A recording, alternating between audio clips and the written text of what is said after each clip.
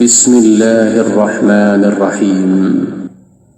الرحمن، شروع اللہ کے نام سے جو بڑا مہربان نہایت رحم والا ہے۔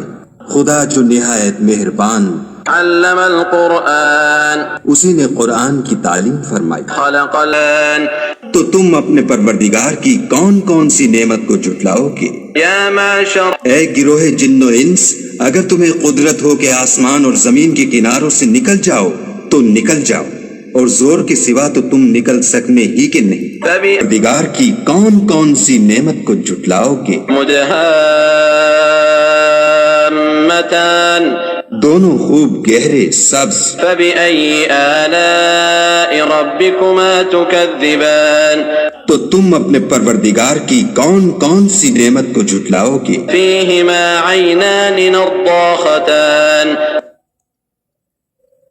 ان میں دو چشمے ابل رہے ہیں۔ فبأي آلاء ربكما تكذبان، تو تم اپنے پروردگار کی کون کون سی نعمت کو جھٹلاؤ گے؟ فيهما فاكهة ونخل ورمان، ان میں میوے اور کھجوریں اور انار ہیں۔ فبأي آلاء ربكما تكذبان، تو تم اپنے پروردگار کی کون کون سی نعمت کو جھٹلاؤ گے؟ فيهن خيرات حسان، ان میں نیک سیرت اور خوبصورت عورتیں ہیں۔ فبأي آلاء ربكما تكذبان، تو تم اپنے پروردگار کی کون کون سی نعمت کو جھٹلاؤ گے؟ حور مقصورات في الخيام، وہ حوریں ہیں جو خیموں میں مستور ہیں۔ فبأي آلاء ربكما تكذبان، تو تم اپنے پروردگار کی کون کون سی نعمت کو جھٹلاؤ گے؟ لم يطمثهن انس